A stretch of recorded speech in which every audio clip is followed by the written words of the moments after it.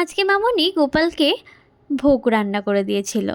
তো আমাদের কিন্তু ভোগ রান্নার জন্য বাসন কিন্তু সমস্ত আলাদা। তো এই ভোগ রান্নার রেসিপিটাই আজকে তোমাদের সাথে শেয়ার করব। মাঝে মধ্যে এরকম ভোগ রান্না করে মামনি দেয়, তবে আজকের এই ভোগ রান্নার রেসিপিটা তোমাদেরকে দেখিয়ে দেবো। ফুলকপি আর পনিরের রেসিপি। প্রথমে শুকনো লঙ্কা, গোটা গোলমরিচ, গোটা ধনে আর গোটা জিরে ভালো করে শুকনো খোলায় অল্প করে নুন দিয়ে নেড়েচেড়ে নিয়েছিল। আর ওদিকে এলাচ, দারচিনি আর লবঙ্গ এটাকে থেতো করে নিয়েছিল ভালো করে ফোড়ন দেবে বলে। তো ওই মশলাটা ঠান্ডা হয়ে গেলে ভালো করে বেটে নিয়েছিল।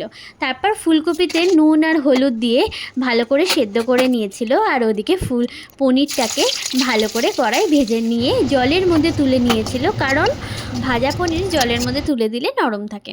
তারপর পোস্ত, কাজু বাদাম, কাঁচা লঙ্কা, টমেটো আর অল্প করে আদা ভালো করে পেস্ট করে নিয়েছিল মিক্সিতে।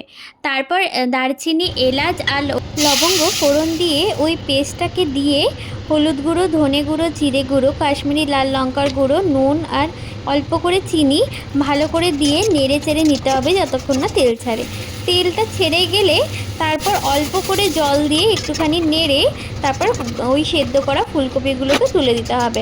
তারপর ফুলকপি দিয়ে ভালো করে নাড়াচাড়া করে ওর মধ্যেও জল দিয়ে একটুখানি ফুটে গেলে তারপর ওর মধ্যে ভেজে রাখা ওই যে পনিরগুলোকে দিয়ে দিতে হবে। ভেজে রাখা পনিরগুলো দেওয়ার পরে এবার শেষে যেগুলো অ্যাড করা হচ্ছে, ওই যে বেটে যে রাখা হয়েছিল ওই মশলাটা, ধনে পাতা আর হচ্ছে কাসুরি মেথিটাকে একটুখানি হাতের মধ্যে পিষে নিয়েছিল মামুনি। তারপরে কিন্তু ওপর দিয়ে ভালো করে ছড়িয়ে দিয়েছিল।